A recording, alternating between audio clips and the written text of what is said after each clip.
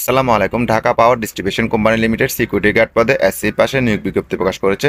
তো আজকে ভিডিওতে বিস্তারিত দেখে নিব। চলুন ভিডিওটি শুরু করা যাক।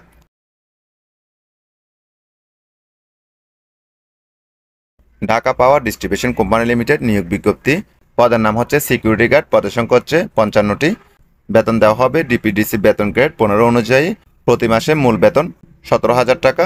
এছাড়াও বাড়ি ভাড়া দেওয়া হবে মূল বেতনের পাশাপাশি 60%। তবে নারায়ণগঞ্জ ও গাজীপুর সিটি কর্পোরেশন এলাকার জন্য মূল বেতনের 50%। যাতায়াত ভাড়া দেওয়া হবে প্রতি মাসে 3,000 টাকা। চিকিৎসা ভাতা দেওয়া হবে মূল বেতনের 10% অথবা ন্যূনতম 2,000 টাকা। এছাড়া বিভিন্ন সুযোগ সুবিধা রয়েছে, যেমন 2টি উৎসব বোনাস, বাংলা নববর্ষ ভাতা, contributory provident fund, group insurance ও ছুটির নগদায়ন সুযোগ সুবিধা। পাশাপাশি চাকরি শেষে গ্র্যাজুয়েটি ও কোম্পানির বিধি অনুযায়ী সংশ্লিষ্ট সুযোগ সুবিধা দেওয়া হবে। তো আবেদন করতে হলে প্রার্থীদেরকে অবশ্যই এসএসসি পাস করতে হবে। তো যারা এসএসসি পাস করছেন সকলেই আবেদন করতে পারবেন। তবে উচ্চতা থাকতে হবে 5 ফুট 6 ইঞ্চি এবং বুকের মাপ থাকতে হবে স্বাভাবিক অবস্থায় 30 ইঞ্চি এবং প্রসারণ অবস্থায় 32 ইঞ্চি। ওজন থাকতে হবে বিএমআই চার্ট অনুযায়ী, অর্থাৎ উচ্চতা এবং বয়স অনুযায়ী আপনার ওজনটা নির্ধারণ করা হবে। দৃষ্টিশক্তি থাকতে হবে 20/20 ভিশন।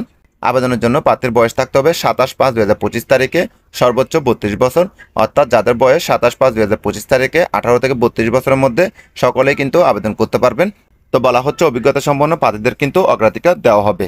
যারা যারা আবেদন করতে চান সকলকে কিন্তু অনলাইনে আবেদন করা লাগবে। তো অনলাইনে আবেদন করার জন্য যে ওয়েবসাইটে প্রবেশ করবেন সেটা হচ্ছে www.dpdc.gov.bd। এই ওয়েবসাইটে প্রবেশ করে আপনারা চাইলে অনলাইনে আবেদন করতে পারবেন। তো যারা আমার মাধ্যমে আবেদন করতে চান স্ক্রিনে দেখানো হোয়াটসঅ্যাপ নাম্বারে চাইলে যোগাযোগ করতে পারেন। তো আবেদনটা শেষ করতে হবে 19/6/2025 তারিখের মধ্যে, অর্থাৎ আবেদনের সময় শেষ হবে 19/6/2025 তারিখ। তো আবেদনের জন্য আপনাদেরকে 700 টাকা ফি পেমেন্ট করা লাগবে। অবশ্যই ফিটা পেমেন্ট করবেন ডিবিবিএল মোবাইল ব্যাংকিংয়ের মাধ্যমে। তো এই ছিল আজকে ভিডিও। আশা করি বুঝতে পারছেন। যদি কোনো কিছু জানার থাকে কমেন্টের মাধ্যমে জানাবেন। সকলকে ধন্যবাদ। আসসালামু আলাইকুম।